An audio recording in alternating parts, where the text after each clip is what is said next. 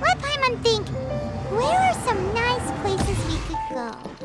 Oh, why don't we pay Cloud Retainer a visit at Mount Outsong? It's been a while since we last saw that illuminated bird. She's always the one popping up out of nowhere and scaring us half to death. So let's surprise her this time.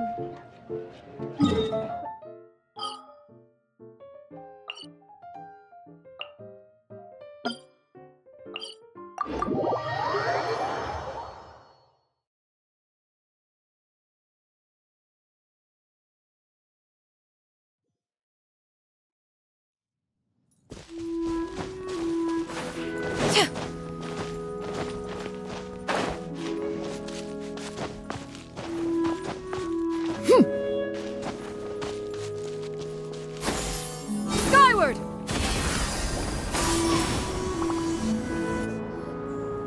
Here we are, right outside her place. Do you still remember the first time we came here? We even brought offerings and everything.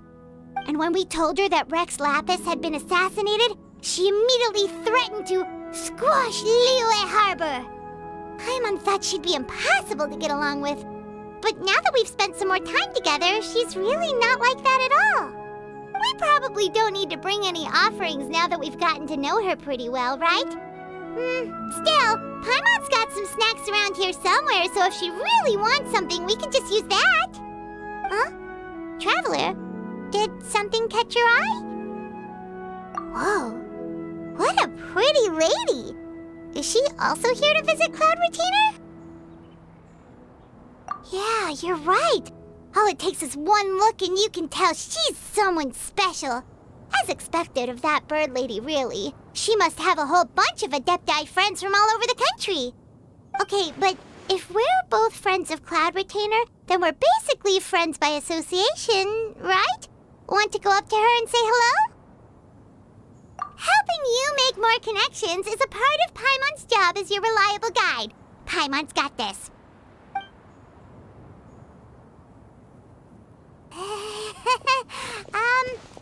Hello.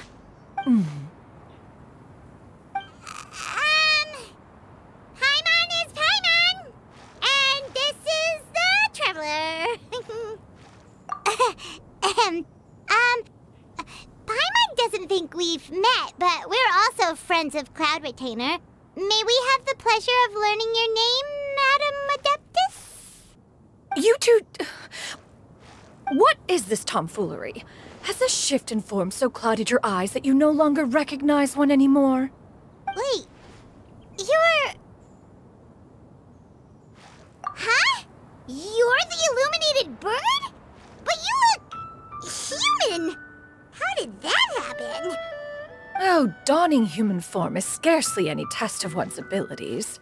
As for your confusion, one merely had no reason to indulge such inclinations before. So, you're indulging now because? Well, one has made plans to pay a visit to some disciples at Liyue Harbor. Taking on a human form for such a trip is simply a way to make matters less conspicuous. You? Worrying about keeping a low profile? You're the one who likes to pop up out of nowhere all over the place. In fact, Paimon can think of several examples. Like last year, when you suddenly appeared on the top of a roof without any warning. Or...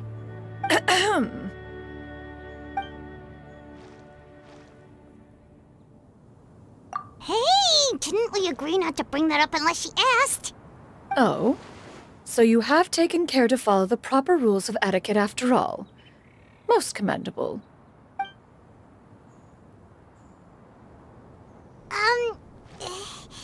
Well, this is all Paimon's got. You don't mind, right?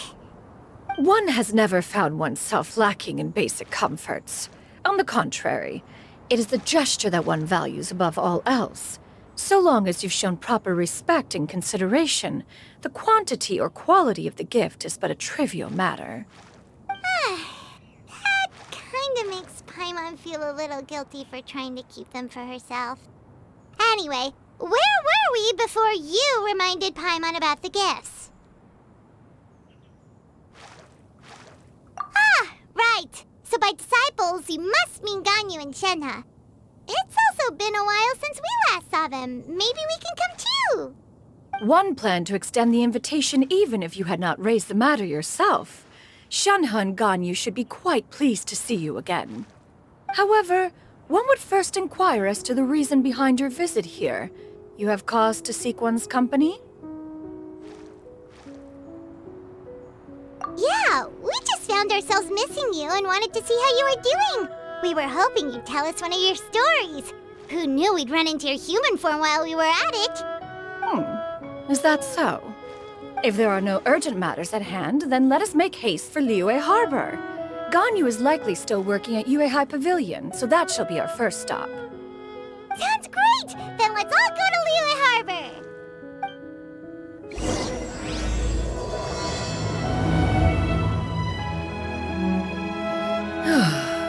Ganyu has been quite busy with work as of late. One can count on one talon the number of times she returns to Mount Outsong each year. Shenhe has also secured employment recently. In her correspondence with me, she wrote that she shall have no need to return for the foreseeable future. Did they think one was so easily mollified? One shall investigate everything with one's own eyes and decide for oneself if their living conditions are satisfactory.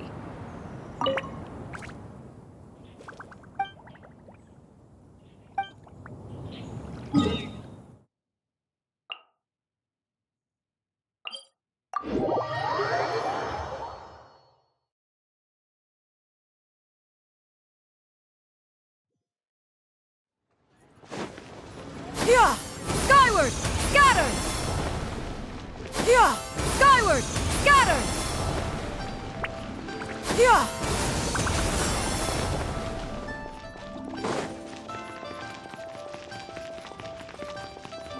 Yeah!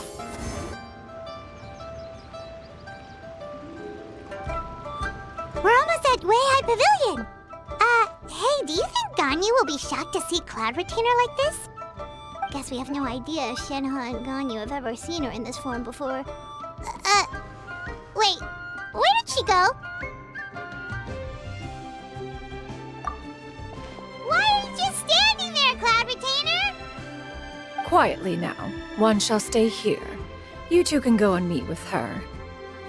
But why? Isn't it better if we all go together? If one were to proudly proclaim one's presence, Ganyu would surely profess herself otherwise unoccupied and drop everything to attend to one's visit. One fears that would only result in her staying up all night to make up for lost time. One does not wish to trouble her. Conversing vicariously via you two shall suffice. Do remember to inquire as to her recent well-being. Again, do not mention one's presence here. Fair enough, makes sense. All right then, we'll just pass on your regards and... Cloud Retainer? Oh, Oh, busted. Is that lady someone you know, Miss Ganyu? She is indeed. I'm sorry, Huixin, but could we delay the upcoming meeting for a little bit? I believe my schedule today is quite full. Although, perhaps I could move some work to later in the evening. Oh, not to worry, Miss Ganyu. I'll make the necessary arrangements right away. Thank you, Huixin.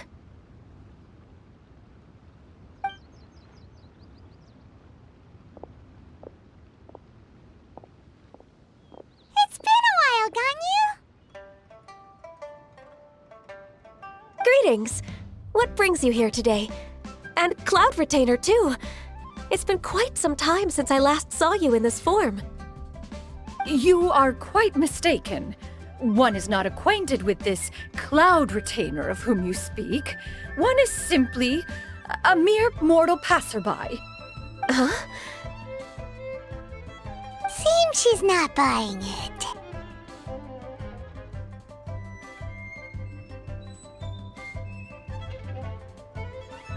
That was but a simple test. One did not expect you to be able to recognize one so easily, especially after so many years of only seeing one's other form.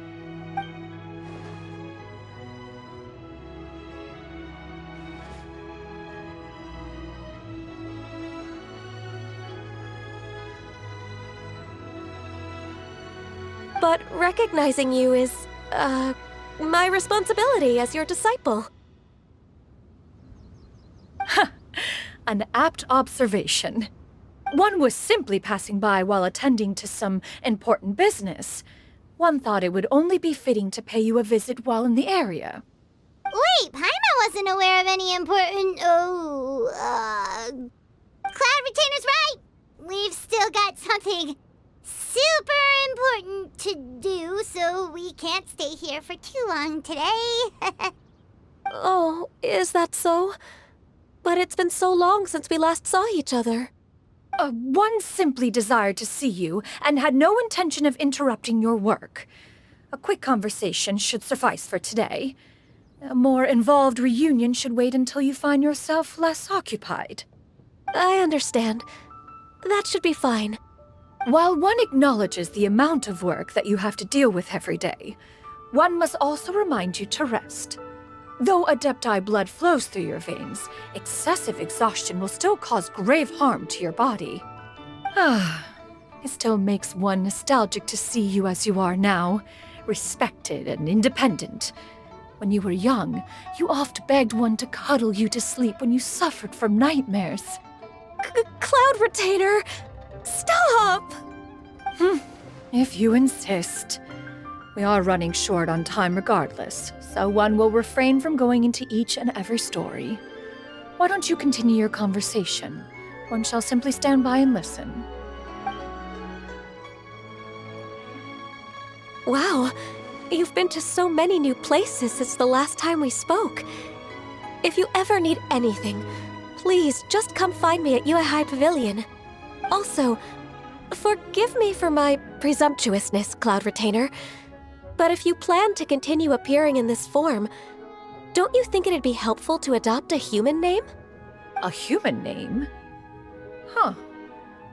You raise a valid point.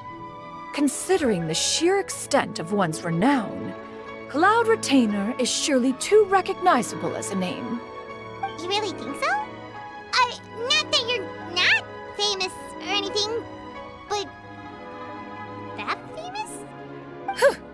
You presume to know the extent of one's illustrious achievements. One would hardly think such a thing to be possible. Nevertheless, Ganyu's advice cannot be ignored. From this point on, when in public occasions, be sure to refer to one as Xianyun. Xianyun? I assume that's a reference to the full record of Pristine Pavilion. An adeptus of years past would rise with the clouds and rest with the moon. They were enlightened and wise, free and unfettered. The writer referenced Master's name to describe her carefree and spontaneous nature. Oh, that sounds super cool! Paimon feels like only the most powerful of Adepti could rise with the clouds and rest with the moon. Actually, those lines were originally written to describe Cloud Retainer herself. Huh? Wait, so you're really that powerful? And what of it? Did you truly take one to be nothing more than a bird of bigger than average size? Not exactly. To be fair, Cloud Retainer rarely speaks of her past accomplishments. The tales of her past can only be found in ancient texts. It is said that once, a long, long time ago, there was a severe drought in Liyue. Left with no choice, many people left their homes, while others spent day and night praying to the Adepti. Although I did not live through such tragedy, simply reading about it is enough to gain a visceral understanding of all the pain and desperation during that time. On top of the drought, a noxious gas also began to spread through the land. If not for Cloud Retainer's efforts, Much of Liyue would be nothing more than a barren wasteland today. The books had this to say about what happened. Upon arrival, the Adeptus borrowed the wind to retain the clouds. Immediately, the clouds gathered together, and abundant rain burst forth from the heavens. Drought and plague were both driven away, and the people were saved. Wow, that's incredible! Mortal records add embellishments to dramatize past events. One did merely what one ought, and even if one had not interceded, the other Adepti would surely have stepped in to help. Even so, you stopped an entire drought! Can you really control the weather like the book said? Oh, Paimon suddenly has a lot more respect for you. So it was Paimon's bad for calling you Illuminated Bird before. You're not too mad, are you? How laughable. A name is but a simple label we carry with us on our journey through the world. Why would one be offended by such a trivial matter? That's a relief. In that case, Paimon will continue to call you whatever feels right in the moment. Well, that is quite enough ancient history for now. Ganyu, have you had word from Shenhe? One has heard that she procured a job recently. Have you any thoughts on her workplace? And what, pray tell, of her monthly remuneration? Moreover, does she find herself overly inundated with work? Is she allowed time off during Lantern Rite? That is a lot of questions. There is no cause for concern, Cloud Retainer. I introduced Shenhe to her employer personally. Wanmin Restaurant's business has been booming recently. So, with Chef Mao being swamped with customers, and Shangling still off and out in search of new recipes, I introduced Shenhe to staff the restaurant. I see. Most excellent indeed. One has had the pleasure of being introduced to that family. Shangling is kind and astute, while her father is loyal and reliable. One has no cause to believe that they will make Shenhe's work difficult. Now, it is almost time to partake in the victuals of noon. One shall visit Wanmin Restaurant in person and see how Shenhe is doing. Huh? But didn't you just say that you had something important to do? Can that wait until after we've eaten? You may return to your work, Ganyu. One shall see to this matter on one's own. There will be many an occasion to dine together in the future. One is certain the opportunity shall present itself most readily. Of course, Cloud Retainer. Please take care. Traveler, Paimon, I'll see you some other time. See you around, Ganyu! Whew! Paimon was pretty quick on the uptake there, don't you think? As soon as you mentioned important business to attend to, Paimon realized that you were just looking to cut the conversation short and not take too much of Ganyu's time. Is Paimon right? No, in fact, it was not an excuse. One is indeed visiting Liyue Harbor for an important purpose. Wait, for real? The moment is not yet upon us. Still, the truth will be revealed to you in time. Huh. She really seems to be playing up the whole mysterious Adeptus thing right now. Is it because we just heard that cool story about her powers? Skyward! Scatter! Yeah! Skyward! Scatter!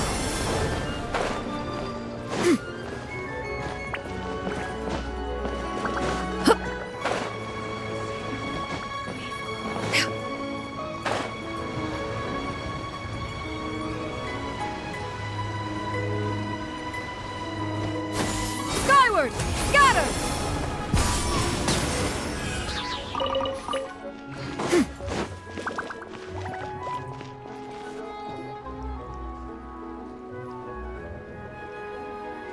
You get what I'm saying, right? Yeah, how can I not?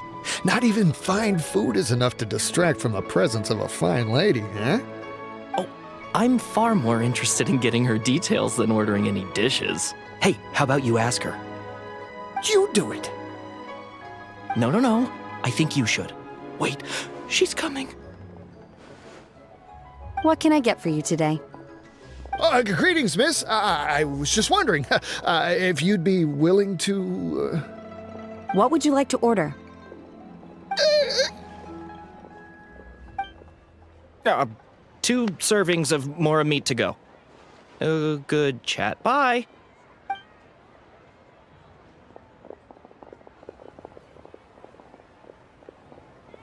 Shenhe! Welcome. It's been a while. May I take your order? Don't welcome us as guests and greet us as old friends in the same line. It's weird. Mm-hmm. Oh, and this is? This is Miss Xianyun. Master? Huh? One does not recall ever revealing this form to you before. How were you able to ascertain one's true identity with such ease? I've trained and lived with Master for more than 10 years. I would recognize you no matter what form you take. You... Is something the matter, Master? Hardly. Hardly. One simply learned of your employment from your letter and came to check on your well-being. And check out the great food, too. Indeed. It's almost lunchtime. My apologies. I'm still on the clock and can't talk for very long. Well, if it isn't the Traveler in Paimon. Are you here for Shenhe? The lunch rush isn't in yet, Shenhe. So I've got things covered for now. Go ahead, sit down and enjoy some time with your friends. I'll let you know if things pick up. Thank you, Chef Mao.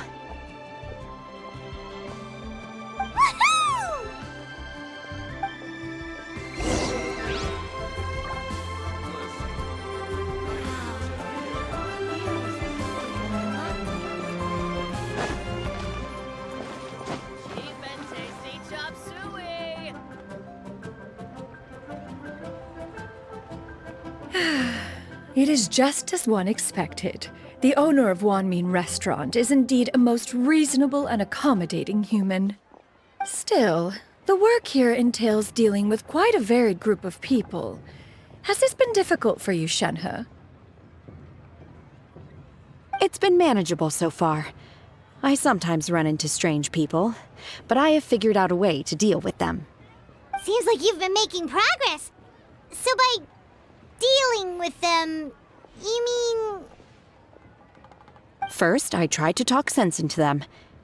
If that doesn't work, I threaten them with violence. At this point, they usually decide they are in favor of a civil conversation. Oh, how should Paimon put this? Oh, a sensible plan. One is gladdened to see you integrate so well into human society. And you, Master? How have you been? Simply marvelous. Though Mount Outsong has scarcely enjoyed your presence recently, one has hardly found the pleasure of one's own company to be lacking. I see. Oh, just as expected of Master.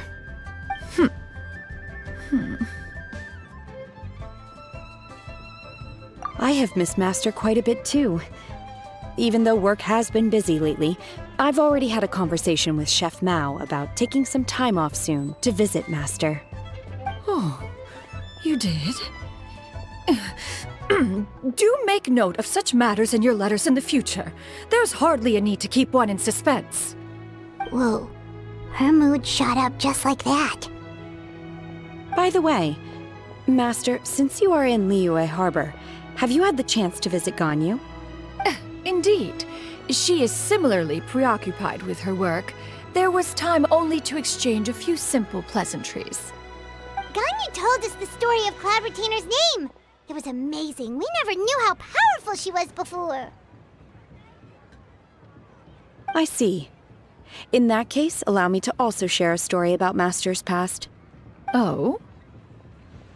Is that a problem, Master? I believe this to be a good topic of conversation. No, not a problem. One was simply caught off guard. But no matter. Please, proceed. One is most curious to see how much of one's own conversational prowess you possess. Master once participated in a race against Moon Carver. After Mooncarver lost, he insisted that Master's ability to fly gave her a natural edge in such a contest.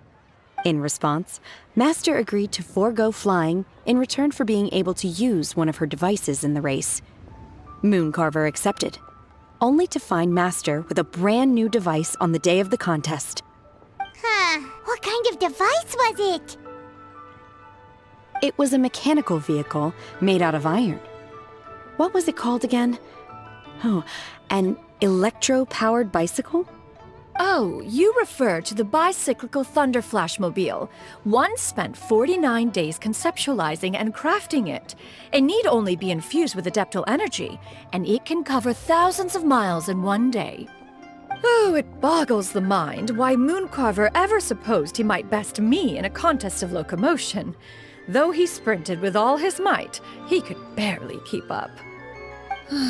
Alas, the one flaw of my mechanism lay in its weakness against mountainous terrain. One was thwarted mere seconds from victory, when it was thrown off course and failed to make it across the final stretch. Truly a most unfortunate turn of events. Anyway, do go on, Shenhe. Master, that was the end of that story. Is that so? Huh. With you gone, one has seldom felt the desire to call upon those old fossils for another contest. What is a race without spectators, after all? Have you been lonely, Master? Lonely? Huh. At one's age, entire human generations come and go in the blink of an eye. Even one's own self-directed musings can span several days and nights. 'Tis a most foreign sentiment. The mere mention of it is preposterous.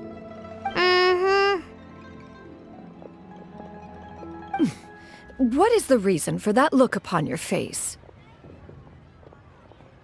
It's nothing. It's just... Well, Paimon gained a lot of respect for you after listening to that story of you summoning the rain and everything. But all it took was a few words out of your mouth and it's like you're back to being that illuminated bird again. Paimon's just a little bit confused. Which one of the two is the real Cloud Retainer? To me, they are both, Master. One is the Master that's widely revered by the people, while the other is the Master that I respect and adore. Huh. One finds oneself exalted yet again with sweet words of praise and flattery of a most extravagant nature. You chose to exalt one with your words, yet you refuse to grace Mount Outsong with your presence for any extended period of time.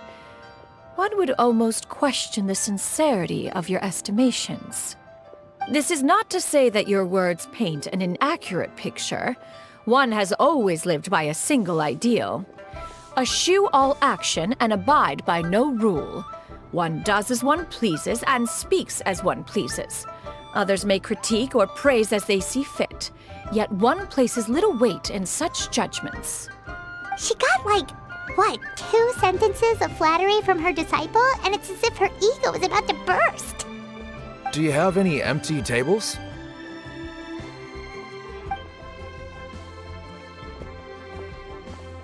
Hey there, could we get another fish stew?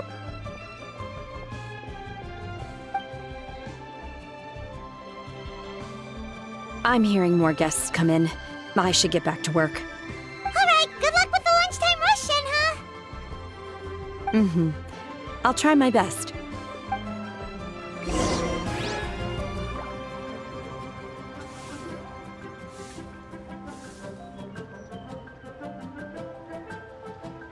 So much yummy food! Paimon's gonna feast! One is fond of all kinds of delicacies and delights in a multitude of flavors. The dishes here demonstrate no shortage of culinary skill. Their unique flavor profile has left one more than satisfied. In fact, one has been struck by quite the fit of inspiration. One has already begun to conceptualize the next generation of supreme cuisine machines. Everything's so tasty! A bit too hot at times, but still super tasty. I'm sorry, miss, but our tables are full. Shall we try somewhere else, Granny? God, it smells so delightful. Can we really not eat here? My poor legs can't go on for much longer. Well, you could always check with some of the other guests and see if anyone's happy to share a table. Okay, I'll ask around.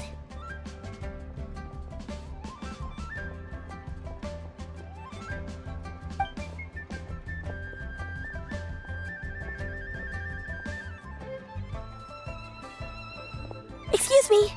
Would you mind letting us share a table with you? There are no empty tables left, so... Ah, well, Paimon doesn't mind. What about you guys?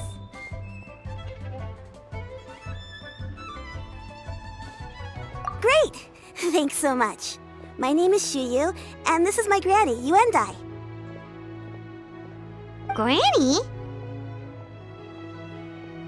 Yep. Is there something wrong with that?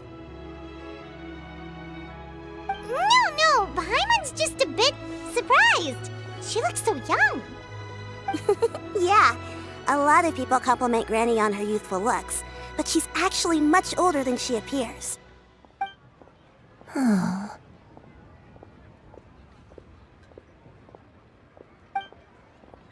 Granny, why don't you take a seat? Come on, it's not polite to stare. Huh. Have we met before? No. 'Tis a fated meeting, then. Please, take a seat. What would you like to eat, Granny? I can order for you. I want braised earthworms. They always pop up out of the ground after a rainstorm.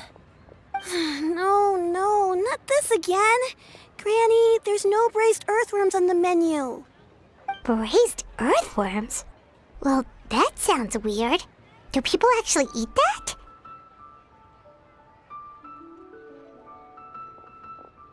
Right, that's what Paimon was thinking too.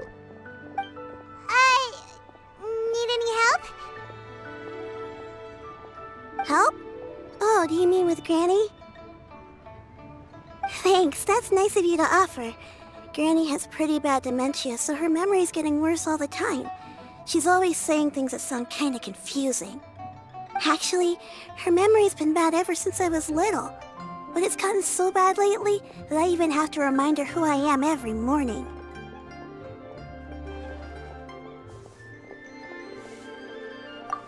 They died young. It's just me and Granny now. Oh, but it's okay. Don't feel bad. Granny loves me a lot, and I love her a lot too. Sure, it's hard at times, but you just gotta make the best of the life you've got. Wow, you're really tough for your age, kid. You're too kind. And me? Oh, what about me? You're tough too, Granny. Plus, you're really gentle, and you're always there for me. Yes, and it's hardly as if I forget everything. I still remember the important things. Wait, what was that really important thing again? Ah, I remember now. It was a dream. I had a dream where everything was dark. Someone was standing in front of me. She told me to come and find her, and that once I'd found her, I would be free. Huh? That sounds super important. But how come you've never told me about it before? It was just a dream, so I forgot about it. But I'm in a good mood now, and somehow I remembered it again. You know, I believe I've had this dream a great many times.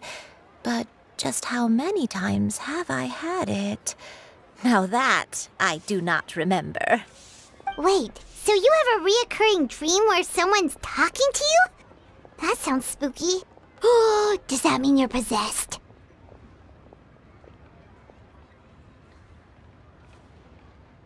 Unlikely. Her eyes are clear and her breathing remains calm and level. One sees no signs of possession. Are you sure? Who do you take me for? Is one not an adept? Am I not an expert? Huh, you're right. Paimon almost forgot you're the expert. In that case, do you still remember what the person in your dreams looked like, Granny? Not anymore. Although, I have a sense that she looked rather like me. But not as I am now. My younger self. A younger version of Granny? This is just getting weirder and weirder. What is going on here? As one said, fate must have brought us together. You may leave the situation to me. Are you sure? So, what are your names? Paimon's Paima. Just Xianyun is fine. Thank you all so much for offering to help. But first, I'm sorry for asking, but, how do you want us to pay you back? Oh, we don't need any payment for this.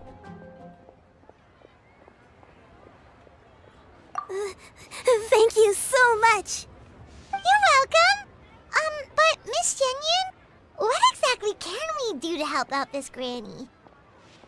All we have to go off is that dream. Where do we start? That is elementary. Since her dreams portray her younger self, then we shall retrace the steps of her youth. Once we have revisited those places, her memories will likely return. Sounds like a plan. So, Granny, do you remember which places you went to when you were young? Why, of course I do. The heavens above, the earth below, the wispy clouds, and the emerald mountain streams. Okay, taking that as a no. I might have an idea. Once, when I was really little, my dad told me that Granny used to be a martial artist heroine who saved loads of people from a disaster.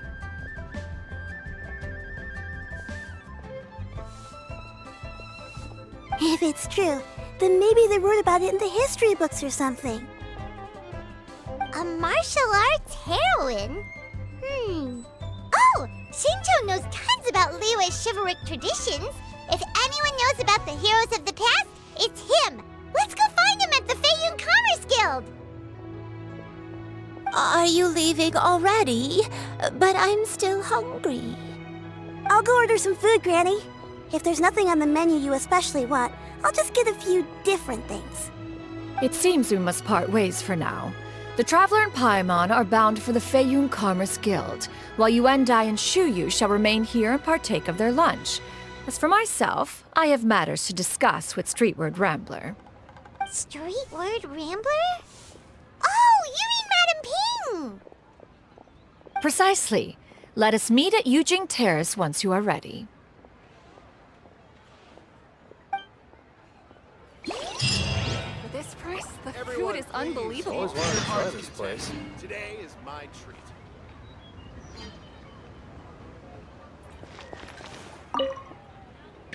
Where are you going, Granny?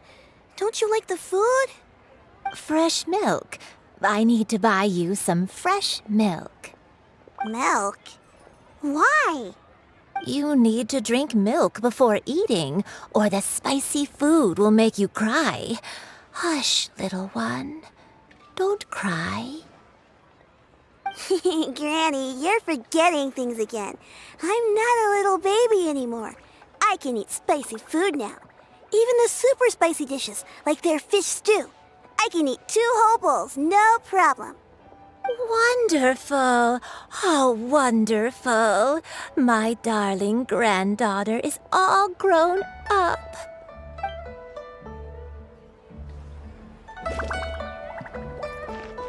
This price, the food is unbelievable.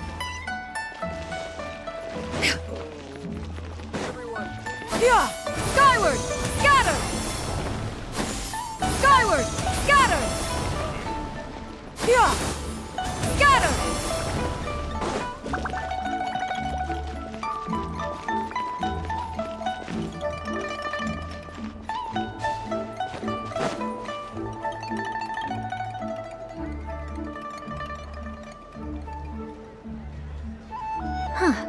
it's you two. What brings you here? Xinqiu! Great, we found you! We wanted to ask you about something.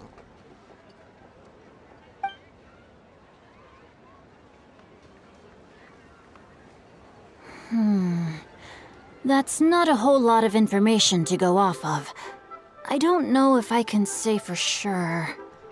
I can't pinpoint her identity from your description alone. But considering her age, I am reminded of a nameless heroine who's been featured in various chivalric novels. Nameless heroine? That's right. The novels often speak of a great drought from 50 years ago. As the people suffered, a nameless heroine appeared and began to clear away evil spirits in bandit camps. The people idolized her, but never learned her name. All they knew was that she always acted alone. Later, though, she supposedly fell in love with a similarly noble-minded exorcist from Mount Tianheng. They were well matched in more ways than one, often fighting together as a fearsome duo of otherworldly strength. After the drought ended, the heroine and the exorcist left the public eye and began living a reclusive life in the mountains. All that remained were tales of her incredible accomplishments. The way this nameless heroine faded from fame into obscurity later in life is not too dissimilar from Miss Yuendai. I hope that's somewhat helpful. Thanks a lot, Xinqiu. We knew it'd be worth talking to you. It's nothing at all. Just something I came across while reading. I did do a bit of extra research on her story, but it was just out of personal curiosity. Well, Paimon still thinks that's super cool. Oh, wait, Xinqiu, if you've read up on her, do you know of any places often associated with her? Let me think. In the novels, the nameless heroine always appeared near one of 3 places. Wangshu Inn, the area just north of Jueyun Karst, and Qingyun Peak. Perhaps the real-life heroine who inspired the character was also often seen near those 3 places. That would explain why those locations appear in the various novels written about her.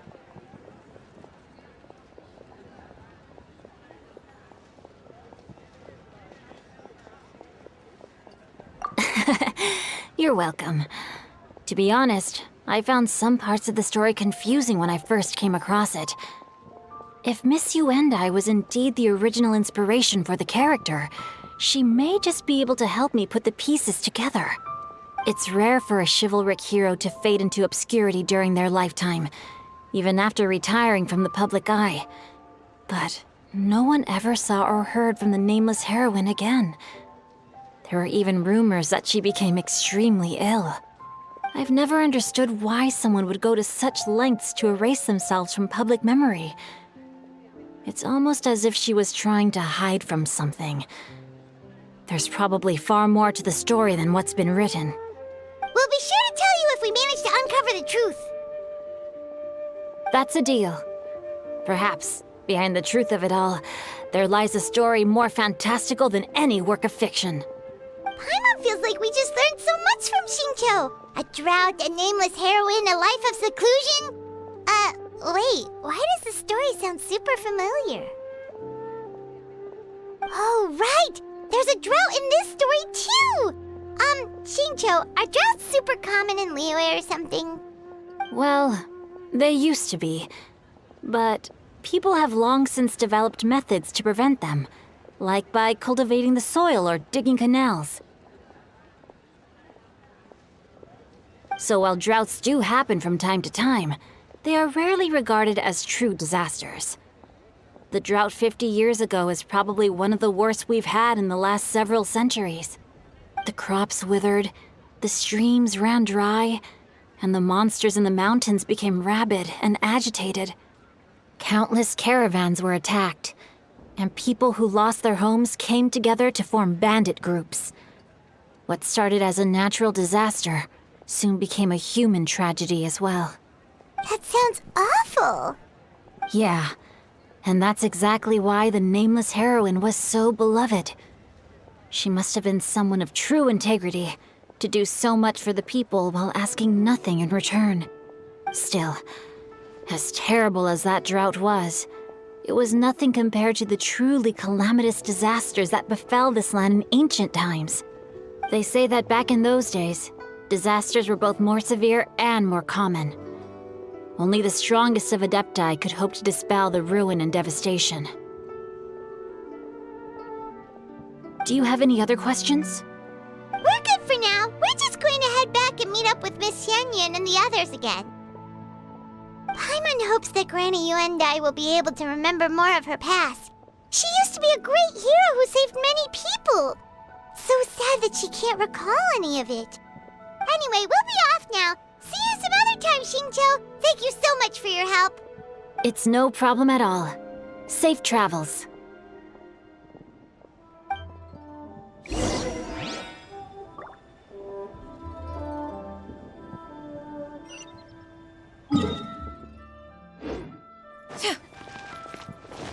Yeah! Skyward! Scatter! Yeah! Skyward! Scatter! Yeah! Skyward! Scatter! Yeah! I have recorded the tune that you requested. I hope it will be of help to you. Oh, thank you. Straightward, Ping, what has amused you so? Oh, it's no serious matter. I was just reminiscing about the last time I saw you in this form. Time has wrought such change in this world, and yet you appear just the same as ever. Time has little bearing on one's existence, nor has one keenly felt its effects whilst dwelling at Mount Outsong. Nevertheless, Ping, one would like to seek your counsel on a personal matter. Oh, why so formal all of a sudden? I must say, you're making me a little nervous. What is it? Well, the inquiry is as such. Approximately how much more would one need to afford a comfortable life in the harbor, not unlike the one that you yourself lead? It does not require as much as you may think. Still, do you mean that... Cloud Retainer, Madam Ping! What are you two talking about? Nothing save for some trivial matters. Have you unearthed any useful details? Xingqiu has a theory, but let's save it for when Chuyu and Miss Yuendai have joined up with us again.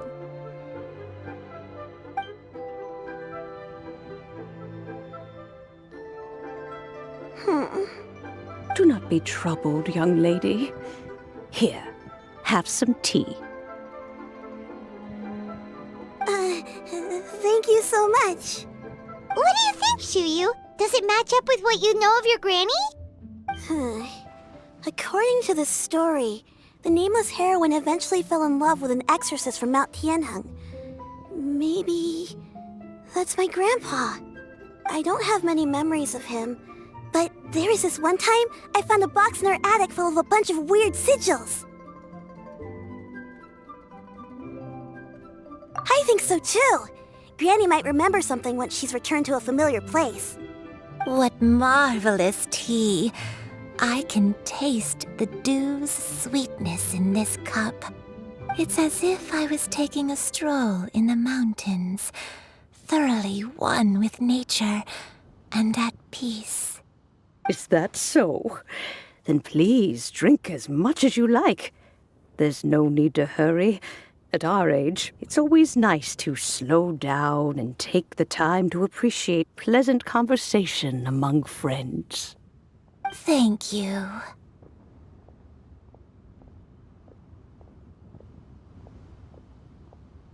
Okay, since we have the time, can I ask you something?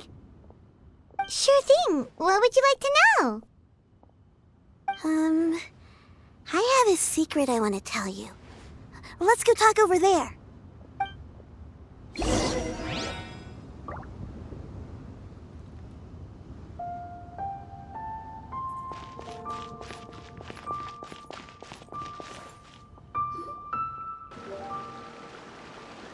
What's wrong, Chuyu? Well, I've been kind of meaning to ask ever since we started talking in the restaurant, but are you guys all adepti in disguise? Oh! How about that?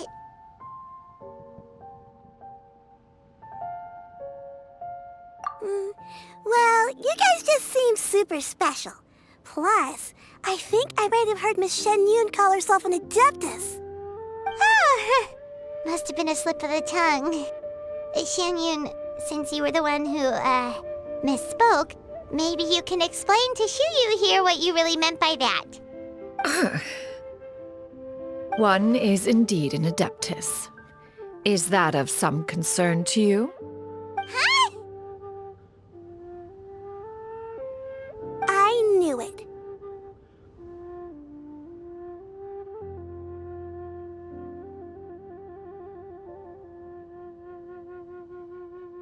Well, one time when I was a little kid, I saw a pure white illuminated crane. I had this super high fever, and Granny wasn't around. I was feeling all icky and gross. But then this snowy white crane flew down from the sky. She put me on her back and flew me to her cool Adeptus house and fed me some sort of magic potion.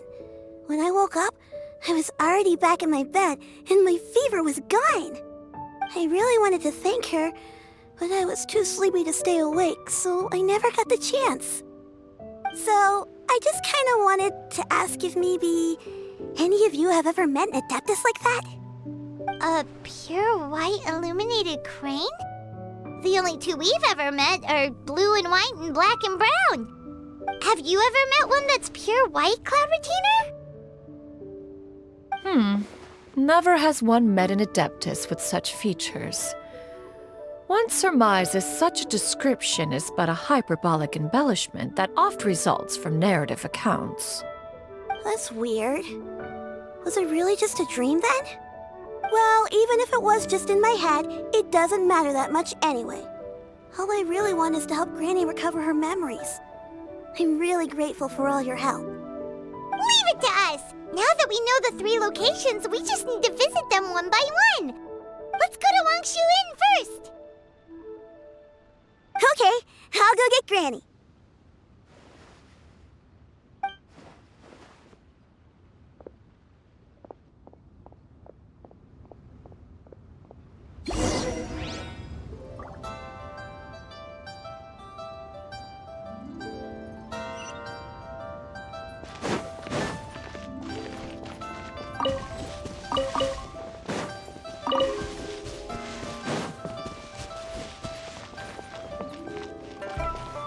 Leaving already? Well, just remember that you can come over for a cup of tea anytime.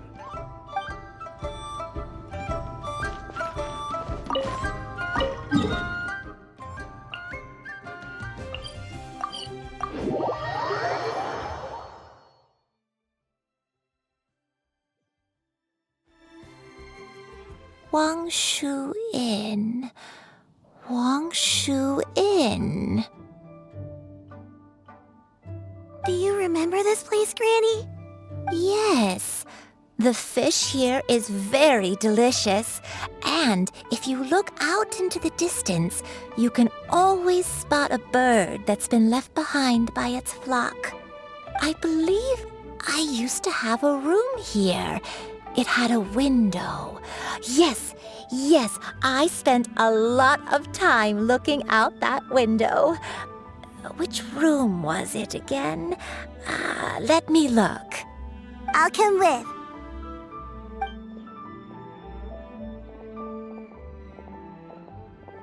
Paimon's still having some trouble understanding what she's talking about, but if she's so familiar with this place, that must mean she lived here, right? Wait, huh? Whoa! Shell! What are you doing here all of a sudden? You scared the living daylights out of Paimon! I sensed a non-human presence and decided to come take a look. If you're here, then there's likely no trouble afoot. I suppose there's no cause for concern. It's been a while, Cloud Retainer. I see you have returned to your previous form. I have indeed. I fought alongside her in this form on many occasions during the Archon War. Oh, wow! What was she like during the war? Oh, wait, let Paimon take a guess. Was it anything like this? Behold, the glory of one's newest invention, the Bang Bang Continuous Fire Mechanism. Hands up and surrender, or be prepared to face the full might of the Adepti. An impressive imitation. Paimon knows her all too well. Even so, Cloud Retainer was not always as ostentatious as you describe. You may be unaware, but her talent with Adepti sigils is just as formidable as her skill in mechanics. The Archon War reached its peak after Guizhong's death. The Cloud Retainer who fought beside me in those devastating battles was taciturn and solemn, only speaking when she had to activate her sigils. A Cloud Retainer who barely talks? Paimon can't picture it. But what happened after that? If you were so powerful in your human form, why did you decide to take up your bird form again? Once one had bid farewell to the world of mortals, what use would one still have for such a shape? When dwelling between mountain and forest, away from the struggles and troubles of the mortal world, a mortal form is hardly the most fitting of choices. After the war, Cloud Retainer retired to Mount Outsong, only revealing herself to the occasional visitor, and always in her avian form. Although I do believe there was an occasion some 30-odd years ago when she decided to don her human form. I believe it was for the purpose of... One believes there is little need to relive bygone matters. Granny, are you okay? Back then, at this place, Perhaps this conversation should end here. I shall take my leave now. Should you encounter any trouble, you need only call my name. However, given that you are traveling with Cloud Retainer, I trust you are in good hands. Everyone! I think Granny is finally beginning to remember her past. Slowly now, calm your mind and recount what has been recalled. A long time ago, I stayed here to recuperate from my illness. Huh. So what Shinjo said was true! You did fall ill! Was that why you went into hiding? I don't remember. I'm very sorry, but I can't even remember the name of my illness. The only thing I can remember is that it took a great toll on me, and there was no cure for it. I was confined to my room in Wangshu Inn, where I spent many days unconscious. I'd come to every once in a while and stare at the migrating birds outside the window. It was a solemn sight. I remember crying, but I'm not even sure I knew why. One day, I met a traveling merchant. Upon hearing of my illness, he sold me a bottle of soul-revitalizing tea pills. He told me that the pills were concocted using Adepti blood and could be used to alleviate my symptoms. Sure enough, I made a full recovery. My illness remained dormant for several decades after that. Wait, but if your illness remained dormant for several decades, are you saying that what you're going through now is just a relapse of what happened all those years ago? And it was all thanks to the pills that you managed to keep the symptoms in check? Paimon's brain kinda hurts. Do you remember anything else? I'm sorry, I don't. Oh, if only I wasn't so useless. Hey, you're not useless. You've done so much for me. Watched me grow up. Raised me. How could you say that about yourself? Oh, fret not, dear child. Granny was just a bit frustrated. That's all. The recovery of a person's memories is a gradual process. Finding pieces of one's past is always superior to not finding anything at all. Let us make haste to the next location. Next location. Next location. Oh, why don't we go to the area north of Dwayun Karst next? There isn't really a landmark there, so where should we start?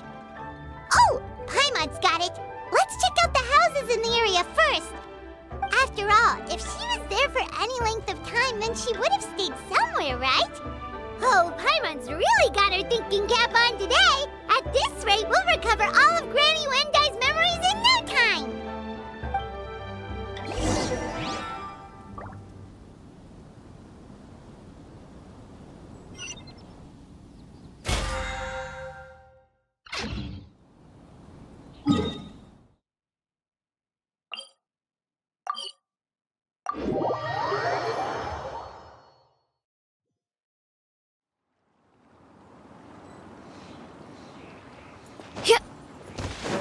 Yeah! Skyward! Scatter! Yoo-hoo! Boring!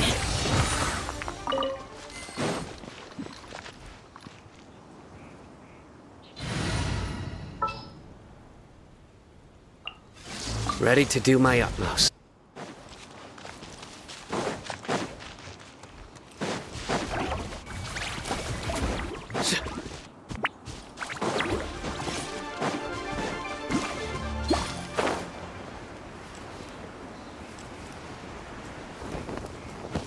Surrender!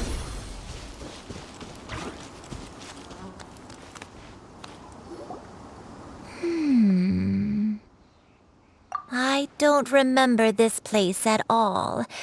I don't think I've ever been here before. Still, I was thinking, this place feels perfect for a game of hide and seek. Huh? Why a game of hide and seek? I'm not sure. Maybe it's because I used to play that game a lot with Xianyun when she was younger. I don't remember playing it that much. Are you sure about that, Granny? We only played a few times, and we stopped once we realized I was no good at the whole seeking part. Ah, is that so? Then I must be mistaken. Not here then. Let's try somewhere else.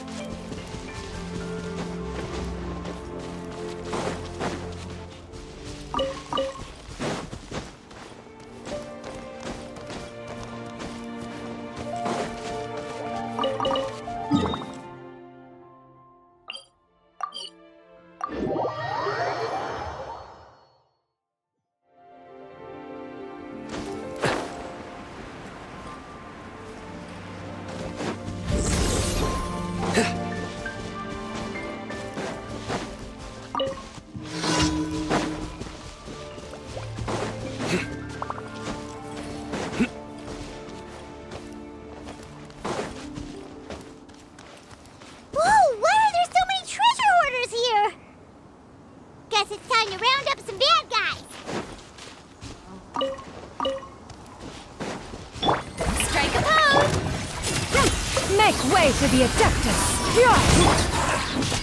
Your sins weigh upon your soul! Your penance is due! Do you remember anything about this place, Granny Wendai? Let me think. I feel like I've been here before, but I don't think I stayed here too long. I might have just rested here briefly before continuing on my way. Got it. That's okay. There are still plenty of other places we can check. Wait a second. If I remember correctly, I believe I brought... Ah, yes. I brought some sweet snacks with me. Go on, take some. You need to eat a lot if you want to grow big and strong. Oh, thank you! Then Paimon will help herself.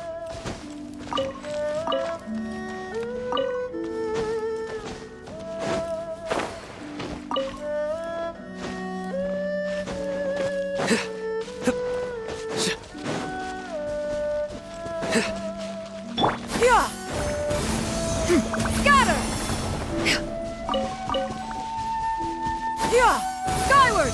Scatter! Yeah! Skyward!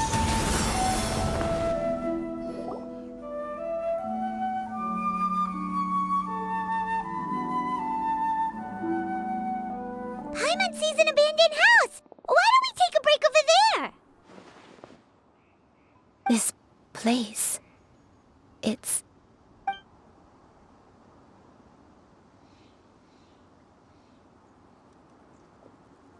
Did you remember something, Granny? I remember. Xianyun. This is where your father was born. It was a moonless night. I had been injured, so your grandpa was supporting me. We fled together with some being in the fog behind us in hot pursuit. I had exhausted my strength when the labor pains came on, so we took refuge in this house. Your grandpa set up a barrier outside, but neither of us knew if it could hold the monsters back. I remember that night. I remember falling to my knees, reciting a prayer over and over. I alone am the source of this sin. Punish me as you wish for forsaking my oath, but spare my innocent child. Sin? Oath? Did you do something wrong? I don't know. I don't remember. I only remember praying in the darkness with all my strength until the sun finally rose again and the fog cleared out. Eventually, the house was filled with the sound of my baby's first cries. That baby was your father. I remember I clutched him tight to my chest and wept tears of joy. It was the first time I'd ever felt such happiness in my life. My dad? He was my pride and joy, and so are you, Xianyun. You're so much like him, and I love you both so much. But you're always going to be different from me. Why? Just what did I do? I don't care what you might have done, Granny. You'll always be the person I love more than anything. You're too sweet, Xianyun. I'm lucky to have you with me. If not for you, I would not have had the courage to come here, to try to remember what I had forgotten. All right, let's not stand around any longer. There's one place left, yes? Let's go take a look. If one recalls correctly, the next place should be Xianyun Peak. Yuandai, how fares your health? I may be a bit slow, but I'll do my best to keep up. I'm sorry to keep everyone waiting. Climb on, I shall carry you to the top. Oh, such lightness of weight. All those who grow old grow frail in the end, do they not? First, you lose your memory, then your health. Eventually, you end up losing everything. My only wish is to depart this world with a lucid mind, to free myself of this torment and the burden it places upon others. Fret not, you have my aid in this endeavor.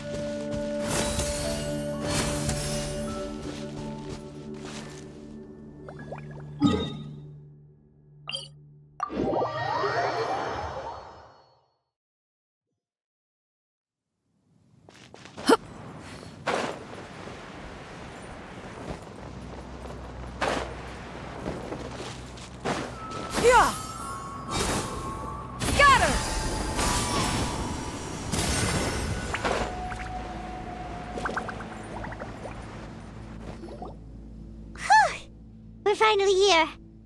Does this place feel familiar to you, Granny Yuandai? Let me see.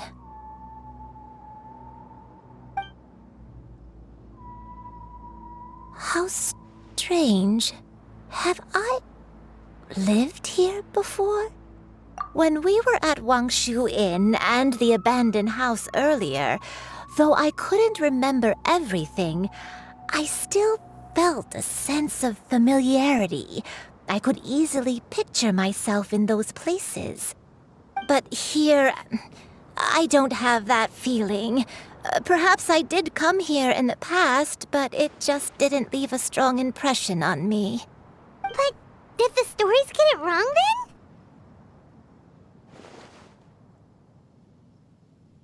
Yeah, that's true. But they're also the only thing we have to go off of. Paimon was hoping this place would jog Granny Yuendai's memory just like the others. I'm sorry to disappoint you too. It's all right. We're not going to give up yet. We'll figure something else out. Just you wait. Thank you. If only I could remember. Huh? That way. What's that mountain? Oh, let Paimon look! Huh? Isn't that Mount Outsang? Looks like we've come full circle. Mount Outsang. Mount Outsang. Granny, are you okay? Don't push yourself, Granny. It's okay if you can't remember. You shouldn't do something that makes you sad. Mount Outsang, What am I really? Mount Outsang holds some familiarity to you? It does, but I can't go back. Are you feeling unwell? My head, it feels all heavy and dizzy. What is wrong with me? Cloud, Miss Xianyun, is there anything you can do? Let us go to Mount Outsang. But... Fret not, all will be well. You and I, you have already given more than enough to the pursuit of this endeavor. You may leave the rest to me.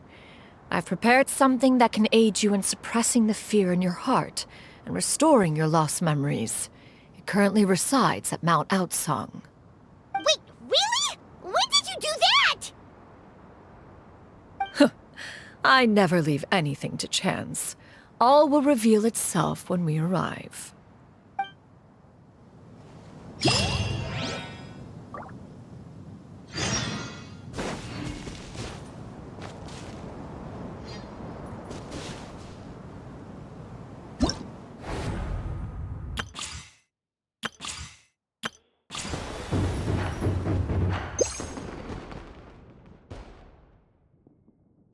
The secrets of the mechanical arts are too profound to convey in a few simple words. Oh, but why must the listener grow weary when...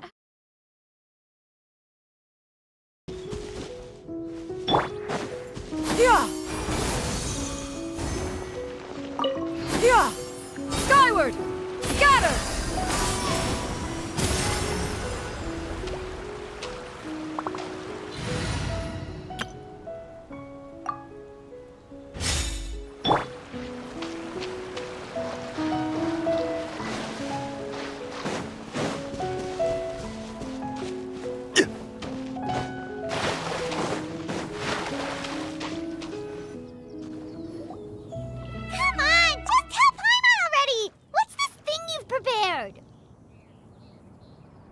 Here, this is it. Huh? But isn't this the mechanism that you were tinkering with when we first got here? Oh, is it another invention of yours? Precisely. A recent one at that. I am most pleased with the result. I call it the Suspensus Somnium mechanism. It periodically releases a soft breeze, which when paired with a gentle adeptal tune, can help the listener subconsciously relax and even enter a semi-hypnotic state. Soothing agitation and anxiety, relieving exhaustion and insomnia, its potential uses are numerous indeed. And of course, it can also aid in the recovery of lost memories. Whoa, what a cool gadget! But if you had it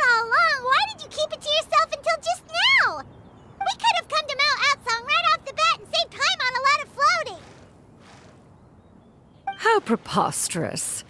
Had Yuendai not recalled much of her past through her own efforts, the device would have nothing to draw upon. We Adepti can only help those who first resolve to help themselves. Had she lacked such determination and strength of character, one would have little to offer in way of assistance. Paimon thinks she gets it now. Hey, what's that other thing? As previously mentioned, a gentle adeptal tune is required to take full advantage of the mechanism. One secured such a tune from Streetward Rambler. Only with her melodies can the mechanism reach its peak power. Whoa, Paimon can feel what you mean. Paimon's body feels light as a feather. It's as if she's lying down on a warm patch of grass after a super satisfying meal. And you and I, is the mechanism helping you to relax? It appears she has already succumbed to the depths of reverie. Come, join one on this side.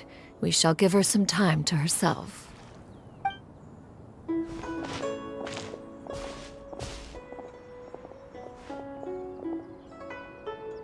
The drought is over. But why do you look like you want to cry? The potion. It's nearly run its course. I've never regretted meeting you. Not even for a second. Please. Please, no.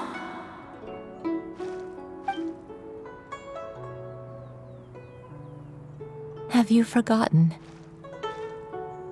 This is the world you left behind. One of gentle breeze and morning dew, perfectly straddled betwixt the realms of heaven and earth. This is your home. This is where you belong. You should have never left. The you of the past, the me from not that long ago, we should have never.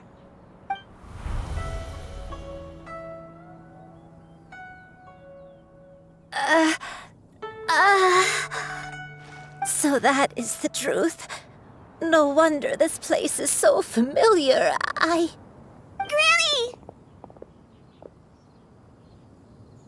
Granny, are you okay? Cloud Retainer. Your memories have returned? Wait, did you just call her by her full name? Does that mean you already knew each other? Yes. I now remember everything. Everything. Granny, please don't cry. I'm here. I'm here. Oh, don't worry, my dear child. Granny is fine. I'm so sorry, everyone. You've gone to so much trouble on my behalf. It's all come back to me now.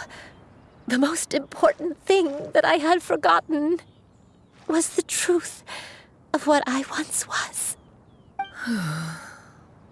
One can sense the guilt that now plagues your conscience. Reclaiming a truth long buried is sure to come with a myriad of complex emotions. Perhaps one should recount the story on your behalf while you compose yourself. No, it's okay. Now that I've remembered, I must face my memories head on.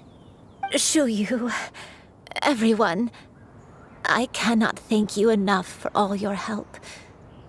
I'm ready to tell you my story, if you're willing to listen. Please, Granny, don't force yourself. What happened in the past doesn't matter. I love you more than anything. Nothing you say can change that. I know, dear child. My feelings for you are exactly the same. It is for this reason that you deserve to know the truth. Some time ago, I made a terrible mistake. One for which I could never atone. Is this the sin that you mentioned in Xianyun Karst? What happened? I am, in truth, not a human being. My real form, one that I held for centuries, was that of a wild crane. I spent many, many years living on Mount Outsong, bathing in the soft breeze and drinking the sweet dew of the mountains. At some point, I somehow gained wisdom and sentience.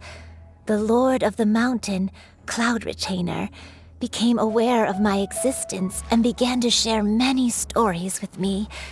She even passed on the secret of cultivation to me. Though she never took me on as a formal disciple, I always saw her as my master. Whenever she took out her tools to work on mechanisms or new inventions, I would also stand next to her and watch. I even contemplated completing my training and becoming an adeptus in my own right. I followed her teachings, and time gradually passed us by. Until that fateful day 50 years ago. 50 years ago?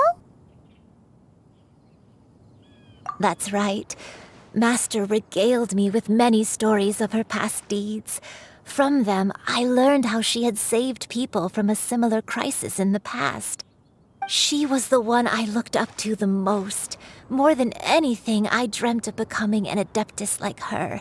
I wanted to travel the land like she had, relieving suffering wherever I went. But I was still far from being a real adeptus. I possessed no ability to take on human form and fit in with the crowd. Once she learned of my desires, Master prepared a special dose of human mimicry potion for me. She warned me that the potion's effects would only last 10 years, and if I were to fail to return to my original form at the end of that time, I would forever forget my past as a crane and become something neither human, beast, nor adeptus. Oh no. So that was the source of your dementia all along.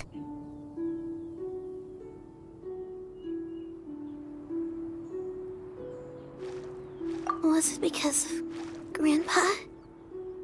Indeed, I fell in love. Though he was human, he had spent his entire life training on Mount Tianheng. When we met, it was not only my first foray into the world below, but his as well.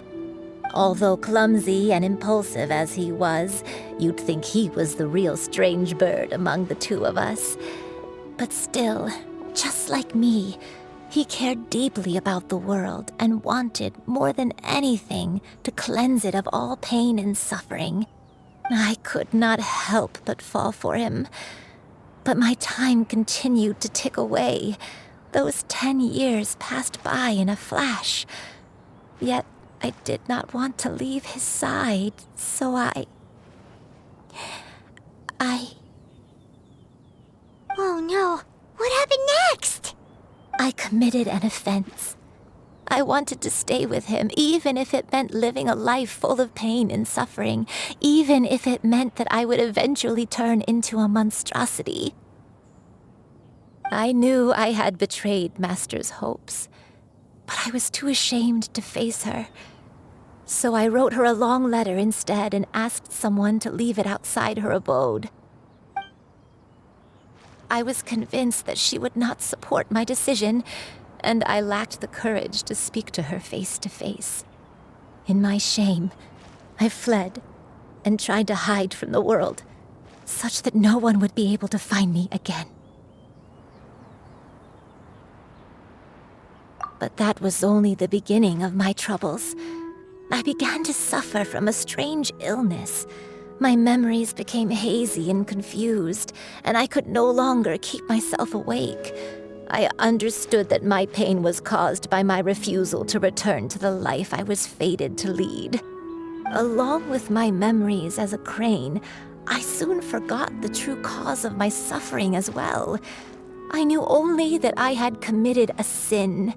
All I could do was pray for forgiveness, even if I had long forgotten what needed to be forgiven.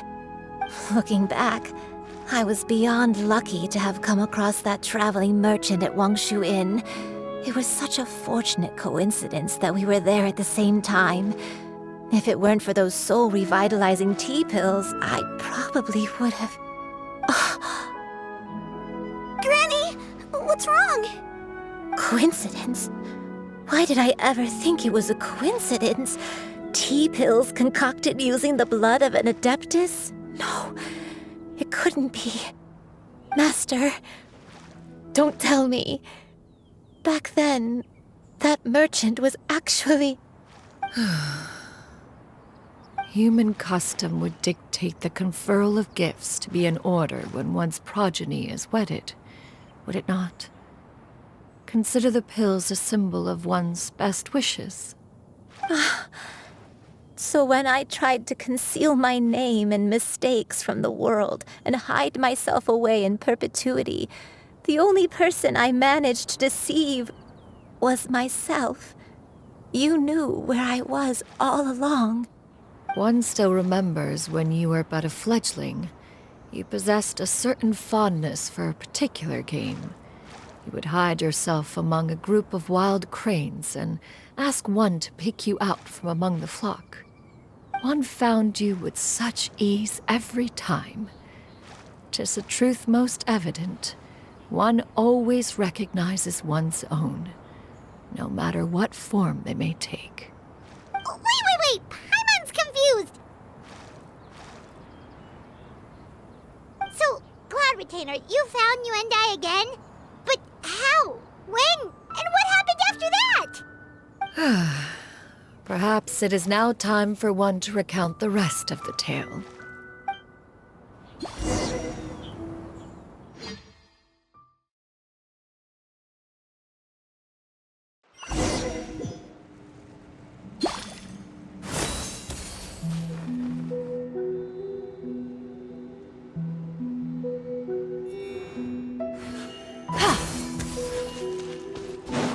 One was furious upon receiving your letter.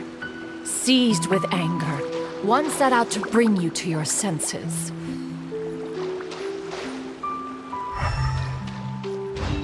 Yeah! Skyward!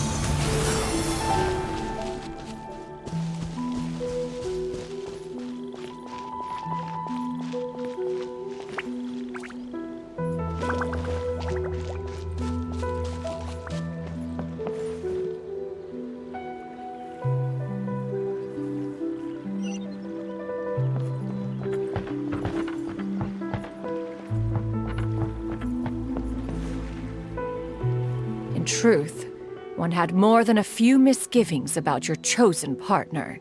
As an exorcist, his talent was lacking. One could hardly say his skill with sigils was any better. But soon, one came to appreciate the devotion he bestowed upon you during your illness. He never uttered a complaint and rarely left your side. Unwilling to begrudge someone of such character, one decided to overlook his aforementioned deficiencies, glaring though they may have been. Wishing to grant you a life without regrets, one gathered many divine ingredients and used one's own blood to create a form of medicine. Though imperfect, it managed to suppress the more dire effects of your illness. As for how to deliver the medicine, after much contemplation, one eventually decided to perform the deed oneself. One took great care to alter one's features and select the appropriate attire.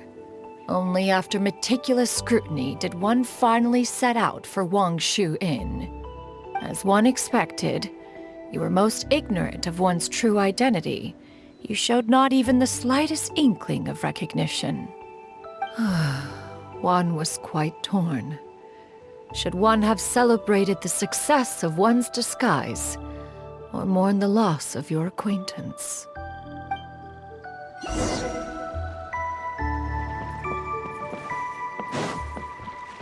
Yeah! Scatter!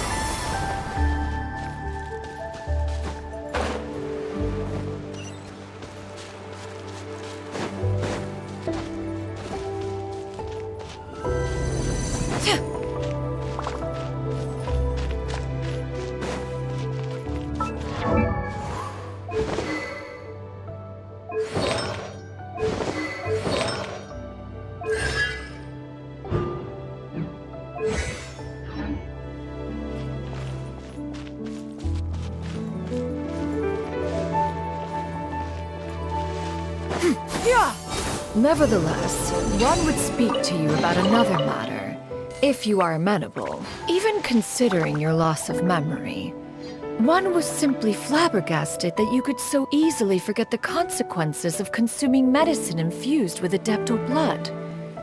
Its proclivity to attract monsters is hardly that complicated of a concept to remember. To think that you tried to travel while weak from sickness and heavy with child. Had one not intervened to clear the fog, all of you would have been lost during the night.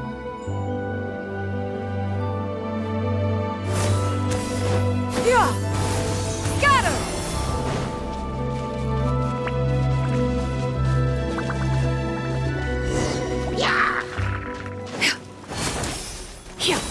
Yeah! Skyward! Scatter! Yeah! Scatter! Skyward!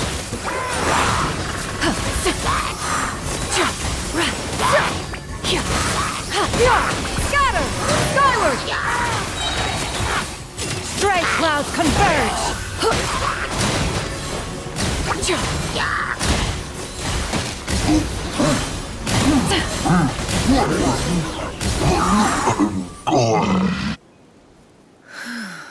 Those monsters would hardly have pursued you with such ferocity without sufficient incentive.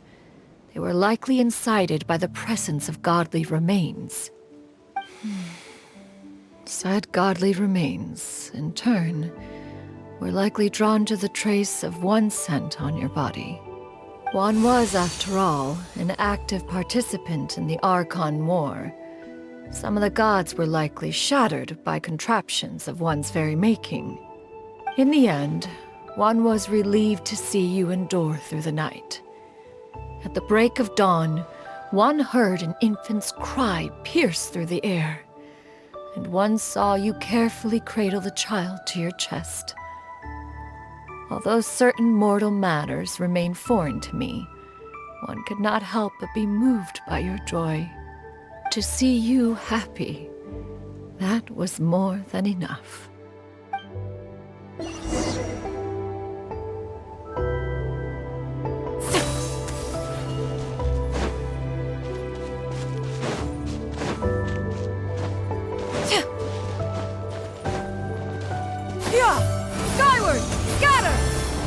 Yeah! Skyward! Now you should have a complete understanding of the events. Wait!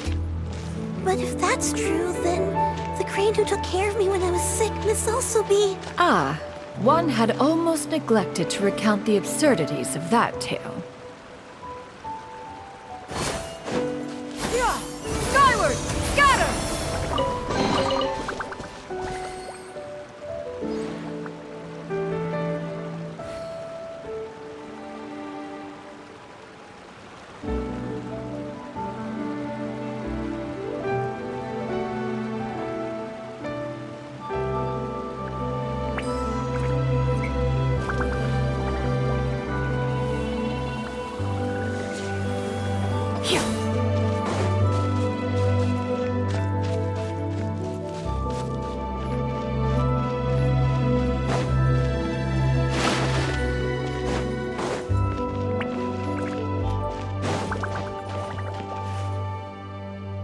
Just as Xianyun troubled one with her antics, so did you give one many a headache.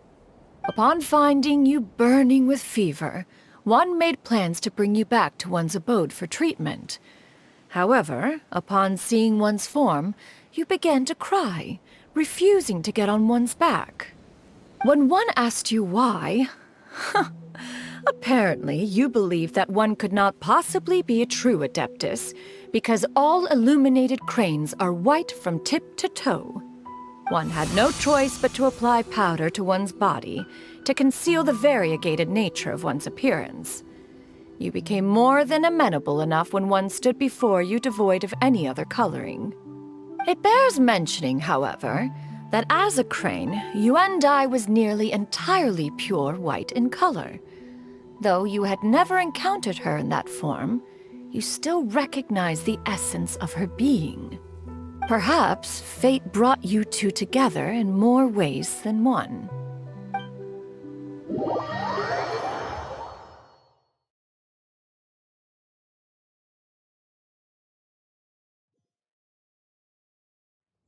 Now all has been revealed. One owes you an apology, Yuandai. One recognized you upon your very entrance into Wanmin restaurant. One has always viewed you as a disciple of equal standing with Ganyu and Shenhe.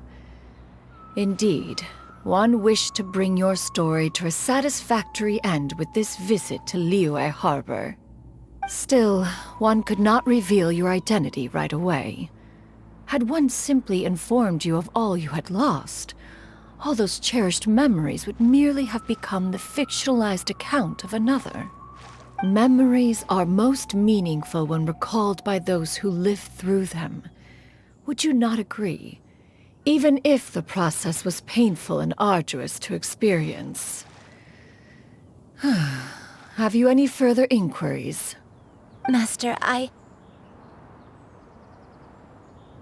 must ask. If you found me all those years ago, why did you leave me be, even though you knew about my mistake? Why did you not bring me back to Mount Outsong by force? One has never regarded your action as a mistake. It was a simple choice, nothing more. When it is time for one's progeny to leave the nest, it is the responsibility of an elder to let them fly free. Yet, when your wings grow weary and the night grows dark, just know that you always have a place to which to return. 'Tis a refuge referred to by many a name in mortal writing. Home, nest, haven. Whatever its denomination may be, its essence remains quite unchanged. One speaks, of course, of a place not unlike one's own abode. One's disciples are free to come and go as they wish, yet the door remains forever open to those who wish to return. One rather hopes you count yourself among them. Thank you. Thank you so much. You and I. One expects you too have sensed the rapid deterioration of your condition as of late. Have you not? 40 years ago, you chose a path without a future. Though one used one's own blood to provide you with a few decades of extra time, it merely delayed the inevitable. One may have extended the path, yet one was unable to alter its final destination. Even the power of an adeptus has its limits. Had your condition continued to deteriorate, you would have forgotten your life as a human entirely. In the end, you would have turned into a creature lacking in the ability to even comprehend its own monstrousness. Fortunately, you were able to avoid that scenario by reclaiming your memories. Though one sped the process along by providing some guidance, the result is entirely a reflection of your own effort. So, what's gonna happen to Granny? One will help her reclaim her original form as a wild crane. If it be fated, she may recover her sentience one day. She's gotta go back to being a regular crane, huh? Master, you've already done more than enough for me. I don't know how I could possibly repay your kindness. This is a better result than I could have ever hoped for. How much time do I have left? Not long. The transformation is imminent. Granny? Please don't leave, okay? You're all I have left. Please. Don't be sad, dear child. Granny has led a wonderful life. My only regret is having to leave you behind. Don't forget to eat well, okay? A growing young lady like yourself needs lots of good food to grow big and strong. Promise Granny you'll take good care of yourself when I'm gone. I promise, Granny. I'll do whatever you say. Good girl, good girl. Don't worry. It's not goodbye forever. Granny's gonna become the most formidable crane in all of Mount Outsung. Granny will train day and night. I won't stop until I can turn into a human without having to rely on anything but my own power. When that day comes, we'll be able to live together again. You and I. How's that sound? Good. That's a good girl. Even though we won't see each other for a little while, as long as we both work hard, we're sure to meet again someday. I'll eat well, Granny. I promise. And I'll wait for you, no matter how long it takes. I'll wait for you to come back. That's a good girl. Then Granny really has no more regrets. I'm so sorry, Master. Thank you for everything.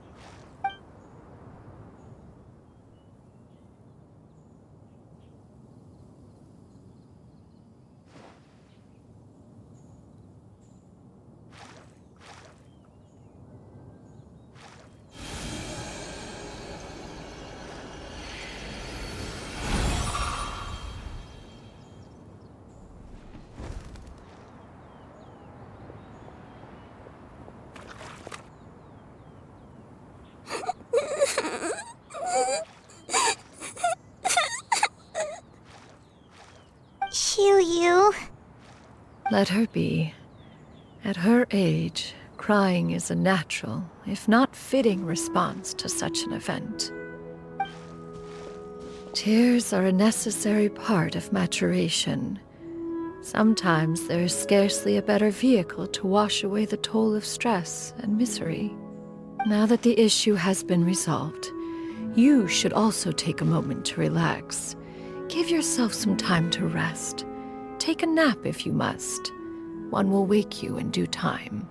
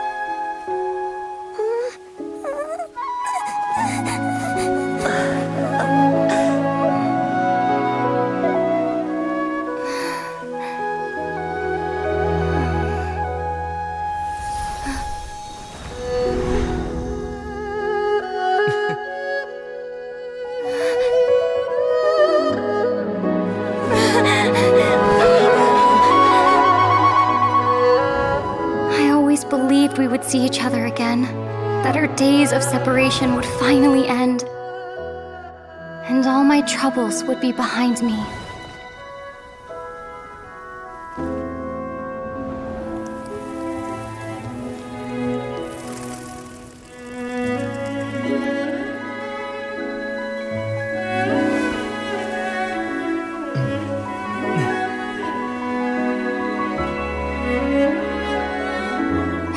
Things could stay this way forever.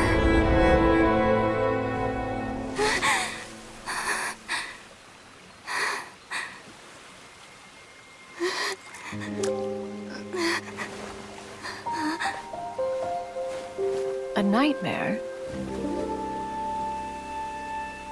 Curious. If you're relaxed, shouldn't your dreams be pleasant? It was a good dream. It's just... You weren't ready to wake up.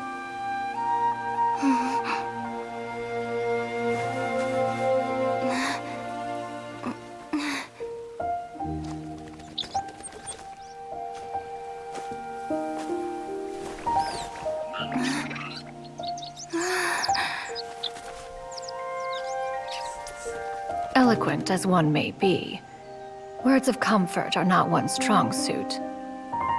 You are doing all you can. One can see your strength of will, your fearlessness in the face of danger. And so, whatever your dream may be, one believes that you shall achieve it.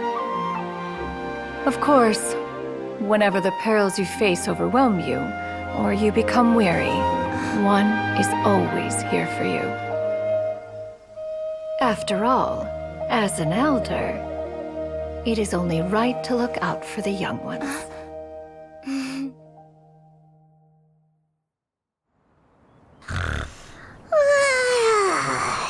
Grilled chicken drumsticks. Huh?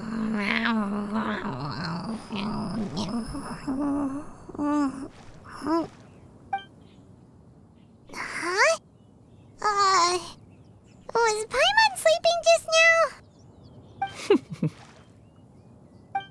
Oh, Paimon wasn't talking to you. Paimon had a dream about eating grilled chicken drumsticks, that's all.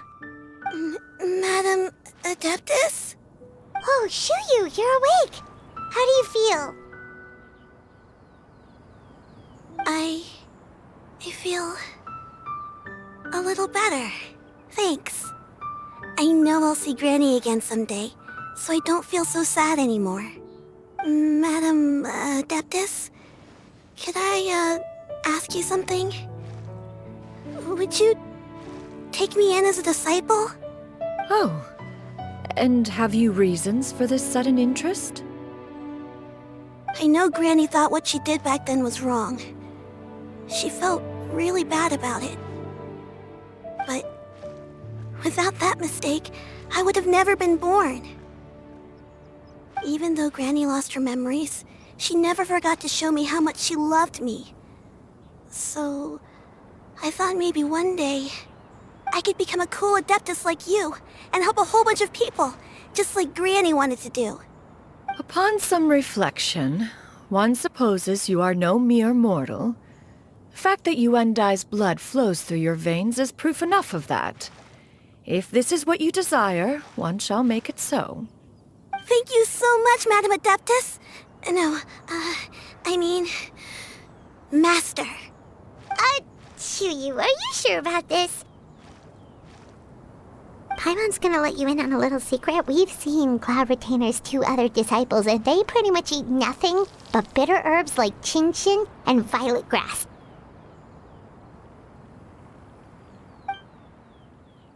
If you join them, you'll never enjoy Wanmin Restaurant's delicious cooking ever again.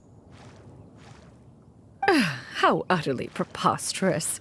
One has never enforced such a rule. Every individual must find their own path to enlightenment. So long as one retains a pureness of spirit, one's dietary proclivities are quite irrelevant. Well, you say that, but Paimon's not seeing any tasty treats up here now, is she? Although Mount Outsong is rich in natural beauty, its location does preclude access to certain finer mortal comforts. That is precisely why one plans to relocate to Liyue Harbor. Shu Yu shall have the honor of becoming one's first disciple in the human world. Whoa, you're leaving Mount Outsong?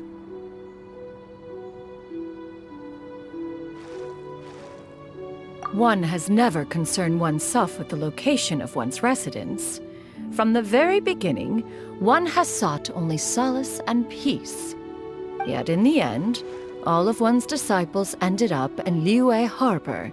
Ganyu, Shenhe, Yuendai, they all chose a life among the mortal world. One has reflected on this fact for many years now. One can only assume that it is due to some failing on one's part as an elder or master. A failing, perhaps, of recognizing what it was they truly wanted. One is most curious as to what aspect of Liyue Harbor could have enticed them to remain there. One could hardly offer an opinion on the matter, but perhaps some time in the harbor will prove instructive. Why are you all so silent? Paimon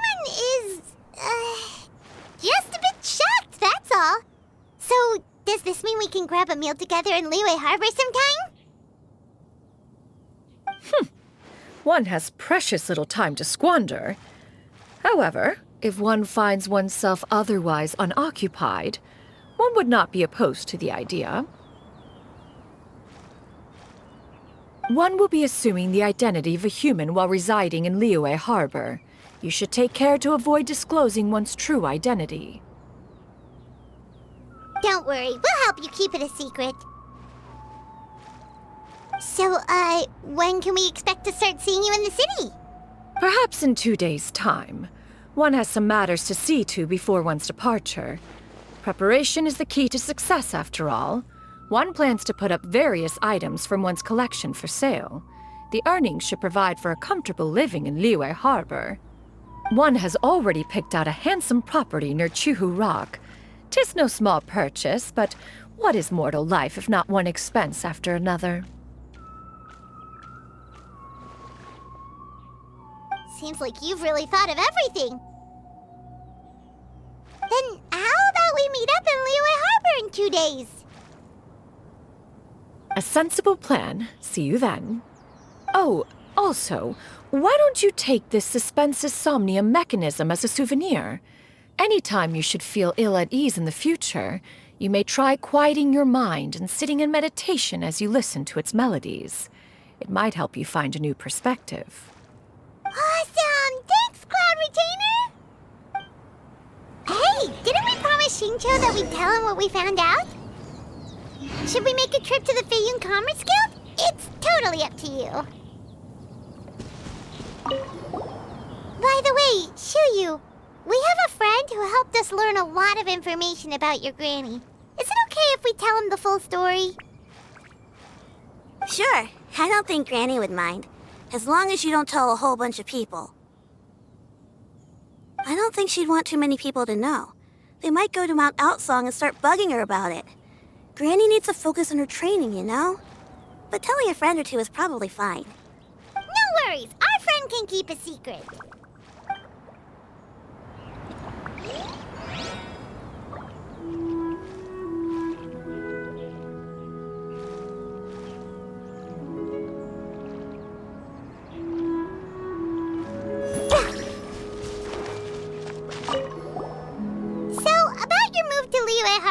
You gonna tell the other Adepti about it? I have left an explanatory note in my abode. Those 2 old fossils will discover it, I am sure, should they come seeking my company.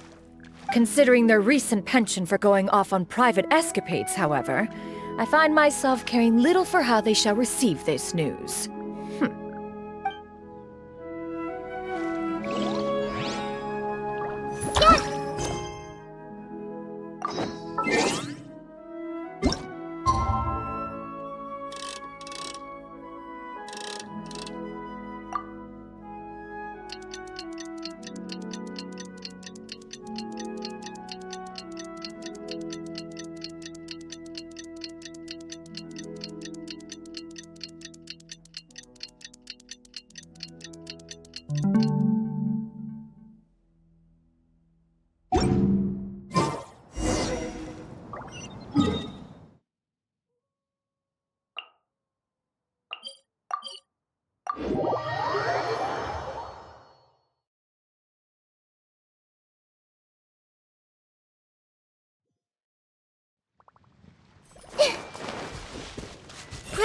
Roll!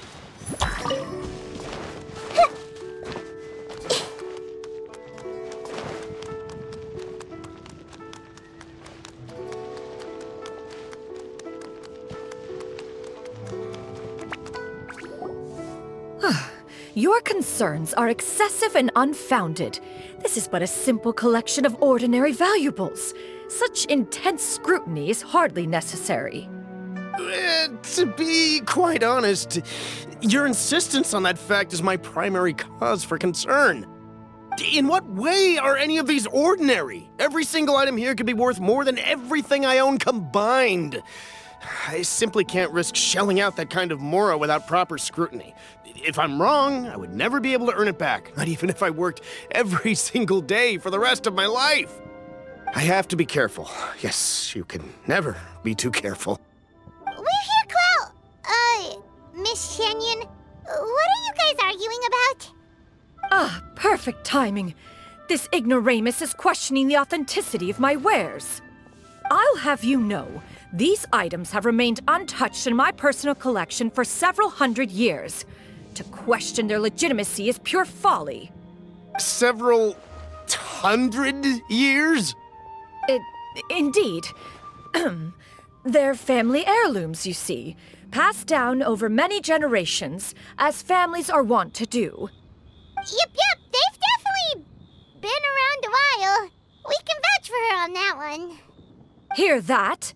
Had I not found myself in need of Mora, I would scarcely have had the heart to part with them. Indeed, you should consider it an honor to even have the opportunity to behold them with your own eyes. Doubt their authenticity any further, and I may just decide to take them to another buyer. Whoa! Please don't go! I apologize for any insult, miss. You see, I know full well that I lack the knowledge to judge the true worth of these items. If you could wait but a moment, I've hired an expert to appraise them for me. He should be here shortly. An expert, you say? Very well. I will wait for a little while longer, then. Traveler, Paimon, this is my new residence. If you have cause to seek my company in the future, this is where you can find me. Master! Oh, it's you two again. Hello. Xianyun! You got a new outfit! It looks great on you. Mm-hmm. Master made it for me. I like it too. Huh? You know how to make clothes? Do I know how to make clothes? With the support of the proper mechanism, sewing is hardly a challenge. Master, I brought in most of my stuff. There's a few boxes left, but they're kind of heavy, so I just left them outside.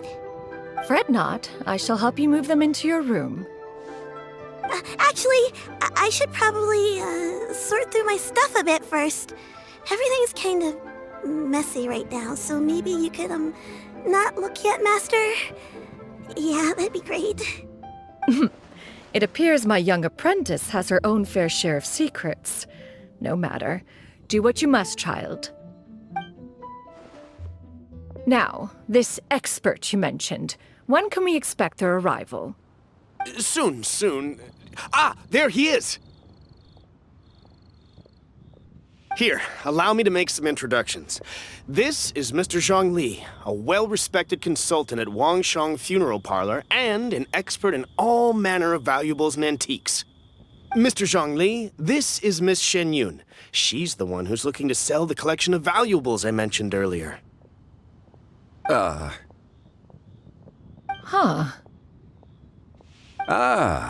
If it isn't Miss Xianyun. It has been quite some time since our last meeting. What a serendipitous reunion. Indeed, most serendipitous. Have you been faring well as of late, Mr. Zhongli? Quite well, thank you. I was fortunate enough over the past few days to enjoy both a stroll in the mountains and a fresh brew of tea from the most recent harvest. The experiences left me with such insight and peace. Huh. So you two are already acquainted? Indeed. How fortunate we are that fate has brought us together again. If you are otherwise unaware, allow me to inform you that Miss Xianyun is a well-regarded collector and appraiser.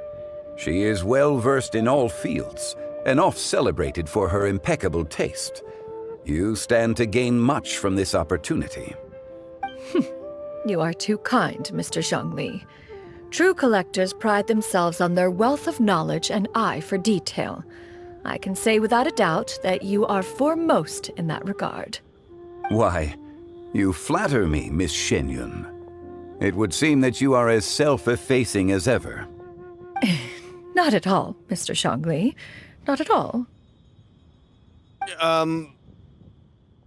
While I am loath to butt into this conversation, I must ask, you two already knew each other, and you seem to have quite a cordial relationship. Can I be certain that you're not working together to swindle me? I mean, you never know. Huh! A preposterous accusation. The heavens themselves would collapse before we would conspire to do such a thing. Miss Xianyun speaks the truth.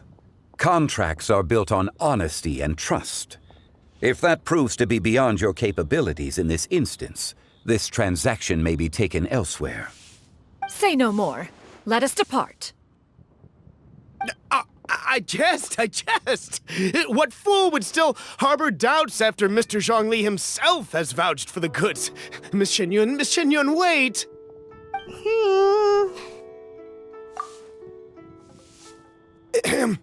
I deeply apologize for doubting you. So, Mr. Zhongli, could you please give me a final verdict on the value of these items? There is no cause for concern. They are indeed rare and precious valuables. Take this mechanism, for instance. Though one may not immediately perceive its purpose, its structure and appearance are exquisite enough to merit it a place in any fine home. The same can be said for this one here. Few could hope to possess an item that so perfectly blends mechanical wonder with geometric grace. I am sure you have heard from your travels that the study of mechanisms is among the most wondrous arts in this world. With that in mind, I earnestly recommend procuring every last item in this collection. All right.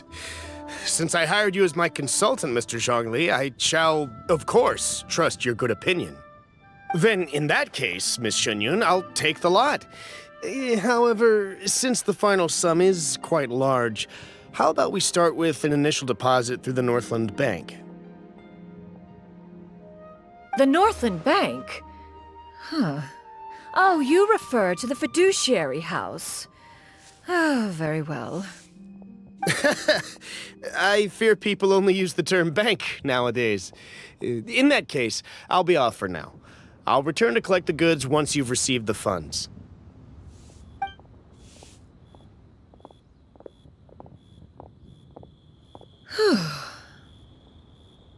Zhongli! My friends, have you been doing well? We've been great! How about you? Paimon didn't know you were such a busy consultant! My days have been quite pleasant as well. I had been quietly enjoying a cup of tea when Mr. Xiaozu requested my services. As for you, Miss Xianyun, I presume you must be looking to settle in the city? I must say, the name Xianyun sounds exceedingly strange coming from you. Perhaps you could dispense of that particular epithet in further conversation. Whatever for. Am I not addressing you as a friend should? Well, that is true, but... Alas, refer to me however you will. After all, a name exists such that others may address you with it. One is hardly ignorant of that fact. It would seem that you have gained many valuable insights over the years, Cloud Retainer. One has indeed. One's previous days were all brief. Now that one has made up one's mind to move and settle, one has gained a much better appreciation of the hubbub and commotion of the city, as well as the people's hard work and ardor. This city is much changed from how it was more than 1,000 years ago. Not unlike the ocean tides, so too shall the movement of people ebb and flow. From turmoil to peace, enlightenment to aspiration. Human society possesses limitless potential. In another 1,000 years, the scene we witness here may change in ways that are impossible for either of us to imagine. Alright, that's enough reflection for one day. No need to get all sentimental on us. You make a valid point, Paimon. Now that the sale has concluded, what say one plays the host as we try some specialty dishes together? One must profess great interest in trying bamboo shoot soup. Perhaps you have forgotten, Cloud Retainer, but I once tried my hand at that dish. You were at the table on that occasion, so logic dictates that you should have already tried it. Oh? What occasion was this? It was a reunion between friends several centuries ago. Alas, you must have been too preoccupied to secure yourself a portion.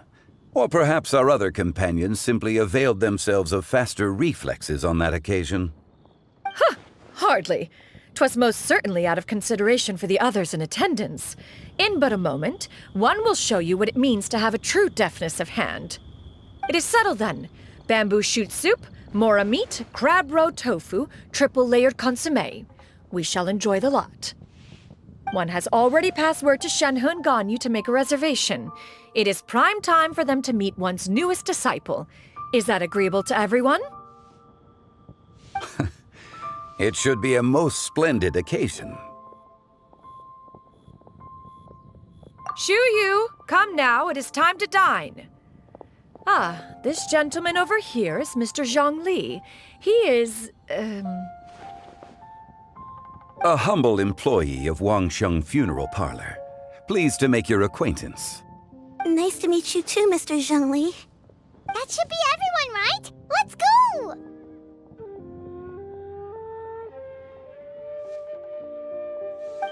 Sounds good. Actually, Master, have you ever tried Adeptus' temptation? I heard it's impossible to stop eating after even just one bite. You know, 'cause it's super tempting and stuff. Is that true? That sounds rather implausible. Although with the right preparation, certain dishes can be too delicious to resist.